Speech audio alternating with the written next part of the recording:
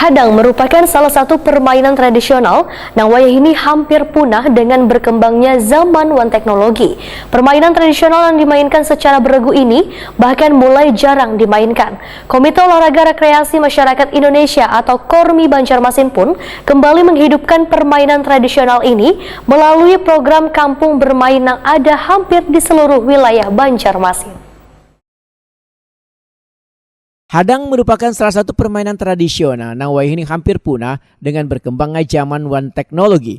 Permainan tradisional yang dimainkan secara beregu ini bahkan mulai jarang dimainkan. Komite Olahraga Rekreasi Masyarakat Indonesia KORMI Banjarmasin pun kembali menghidupkan permainan tradisional melalui program Kampung Bermain yang ada hampir di seluruh wilayah Banjarmasin. Kehadiran Kampung Bermain ini diharapkan permainan tradisional bisa kembali dimainkan wan dikenal oleh kekanakan atau generasi muda secara keberlangsungan. Demikian dipadahkan anggota Komisi 3 DPRD Banjarmasin Hendra Waitakuni Primatipi menghadiri peresmian Kampung Bermain di Jalan Cempaka di Jalan Cemara Raya, Komplek Perumnas Kelurahan Sungai Miai, Banjarmasin Utara, kemarin Jumat 23 Desember 2022.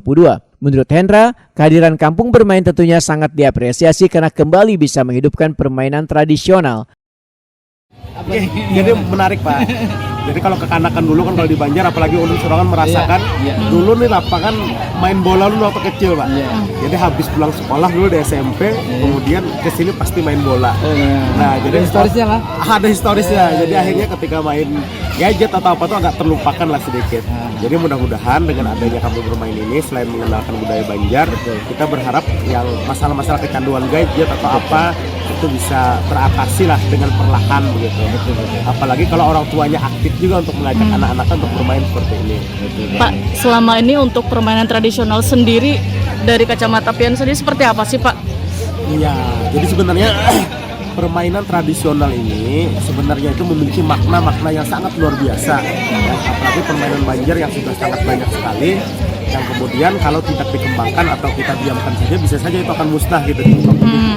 Nah harapannya kalau misalkan ada permainan begini, ini akan lebih banyak edukasinya lagi. Misalkan nanti ada papan edukasinya, cara bermainnya, cara apanya gitu. Jadi kalau ada yang dari KORMI, dari apa membuka fasilitas yang lebih canggih, misalkan ada YouTube ya atau apanya, itu bisa akan mempermudah anak-anak untuk bisa bermain lagi. Sementara itu, PLT Staf Ahli Bidang Investasi Setda Banjarmasin Husin Lutfi berharap berbagai permainan tradisional yang berada di bawah naungan KORMI Banjarmasin bisa terus ditingkatkan, terlebih pada pelaksanaan Federasi Olahraga Rekreasi Masyarakat Nasional di Palembang Selatan beberapa waktu lalu bisa meraih juara di cabang olahraga senam wan ketapel. Habis itu juga main ketapel, nah itu kan permainan-permainan tradisional.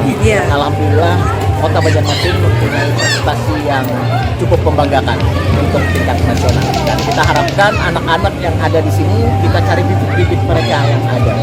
Yang mungkin balogo, mungkin ada yang permainan hadang ini, ada permainan engkrang gitu. Jadi mudah-mudahan mereka sambil bermain, sambil kita mencari bibit-bibit prestasi untuk bisa dipertandingkan ke tingkat lokal maupun nasional.